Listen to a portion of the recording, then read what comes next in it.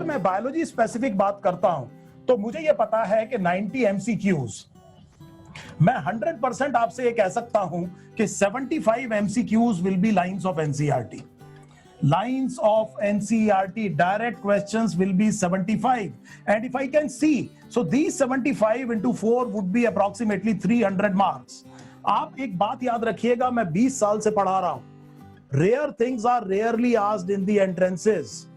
केवल आपके बिल्कुल भी नहीं देखे हुए, मैं एक ऐसे बच्चे की बात कर रहा हूं जिसने 2 साल अच्छे से एनसीईआरटी पढ़ी है. मैं आपको यह विश्वास दिला रहा हूं कि आपके बिल्कुल भी नहीं देखे हुए क्वेश्चन ज्यादा से ज्यादा 5 होंगे, केवल 5 होंगे. इसका मतलब यह है कि 85 क्वेश्चंस आपके देखे हुए होंगे. अब मुझे बताइए कि अगर इस तरह की सिचुएशन है और अगर बच्चा मेरे से आके कहता है कि मेरे 150 नंबर आए हैं बायोलॉजी में क्योंकि ये 5 क्वेश्चन मुझे नहीं आते थे, क्या ये बात ठीक है?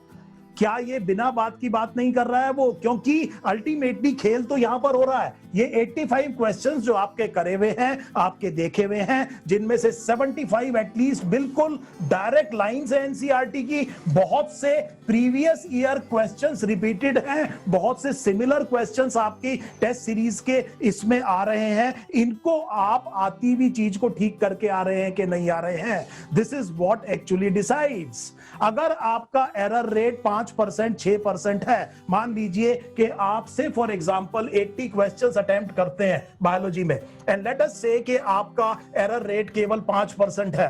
नाउ दिस 5% मींस कि यहां पर आपके 4 क्वेश्चन गलत हो गए, तो आप समझ सकते हैं कि आपके 300 नंबर आ जाएंगे.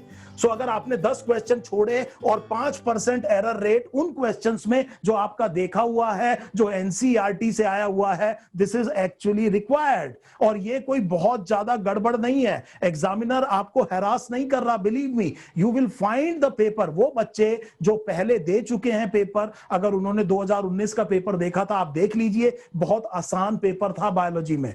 और वो बच्चे जो 12th के हैं, जो पहली बार नीट एंट्रेंस एग्जाम दे रहे हैं, उनको मैं विश्वास दिलाना चाह रहा हूं कि कम से कम 75 क्वेश्चंस किससे होंगे? लाइन ऑफ एनसीईआरटी से. अब पिछले 11th और 12th में आपने इस एनसीईआरटी को कितना समझा है? अगर केवल रटा है तो गड़बड़ हो जाएगी. बहुत सारे फैक्ट्स हैं, अगर आप खाली रट के जाएंगे तो एक जरा सा कंफ्यूजन क्रिएट होना चाहिए, पूरा पेपर खराब हो जाता है. सो इसीलिए मैं बार बार बच्चों से कहता हूं कि एनसीईआरटी समझना बहुत जरूरी है. अगर कोई किताब आपने पढ़नी है तो वो एनसीईआरटी है. Do not go after the rarer things. Again I am saying, rarer things are asked rarely. तो इतनी बात मुझे समझ में आ गई कि ये जो 300 नंबर और 300 प्लस नंबर लाने का जो खेल है इस नीट एंट्रेंस एग्जाम में, उसका रास्ता एनसीईआरटी से होके जाता है. उसकी मंजिल एनसीईआरटी है. एनसीईआरटी आपके लिए गीता, बाइबल, जो भी आप रिलीजियस टेक्स्ट को फॉलो करते हैं, वो है इस टाइम पर. और ये याद रखिएगा कि अगर आपने कोई टाइम इन्वेस्ट करना है तो प्लीज प्लीज किसके पर करिए? एनसीईआरटी पे कीजिए. इन 5 क्वेश्चंस के पीछे मत भागिए. Do not run after these elusive 5 questions. ये केवल 5 ही हैं और हर एक क्वेश्चन के 4 नंबर होते हैं बेटे. आप आसान क्वेश्चन करेंगे उसके भी आपको 4 नंबर मिलेंगे. आप कोई बहुत मुश्किल क्वेश्चन करते हैं उसके भी आपको 4 मिलेंगे, 8 नहीं मिलेंगे. सो इसीलिए स्ट्रेटजी के बिना किसी भी गोल को अचीव करना आसान काम नहीं होता. अगर आपने किसी गोल को बनाया और उसके लिए एक एक्शन प्लान नहीं बनाई तो वो गोल एक्चुअली ड्रीम है, फिर उसे गोल नहीं कहते हैं. सो हम अब अच्छी तरह से समझ गए कि हम जो मैं एवरेज मेडिकल एस्पिरेंट की बात कर रहा हूं, उन्होंने अपने टेस्ट सीरीज में, जिस भी टेस्ट सीरीज को वो कर रहे हैं, उसमें एक काम जरूर कर लिया होगा कि किस सीक्वेंस में सब्जेक्ट्स को अटेम्प्ट करना है. मोस्ट लाइकली ये जो सब्जेक्ट है जिससे आप पेपर शुरू करना चाह रहे हैं वो बायोलॉजी है.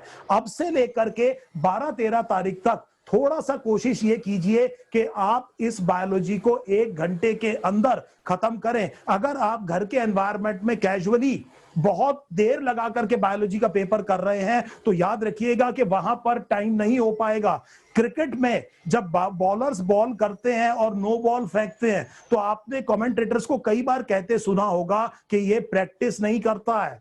अगर किसी आदमी ने मैच से पहले 2 या 4 घंटे प्रैक्टिस की है तब उसकी नो बॉल्स नहीं होंगी, लाइन और लेंथ ठीक रहेगी। हालांकि उसे केवल 6 या 7 ओवर फेंकने हैं से फॉर एग्जांपल किसी मैच में, लेकिन उसके लिए वो कम से कम रोज 30-40 ओवर्स बाहर फेंकता है ताकि पैर के पड़ने का और लाइन और लेंथ का बिल्कुल उसको आइडिया हो जाए। This is why I always say the more you sweat in practice the less you bleed in war. और आप बात समझिए, अभी भी बहुत टाइम है आपके पास में, बस केवल अब से वो काम कीजिए जो इंपैक्टफुल है। जो काम आपको कोई फायदा नहीं दे रहा है उस काम में अपना टाइम मत लगाइए। और अभी मैंने आपसे कहा कि बायोलॉजी में इस काम को करना शुरू कीजिए। थोड़ी देर में मैं आपको एक चैप्टर का एग्जाम्पल देने की कोशिश करूंगा।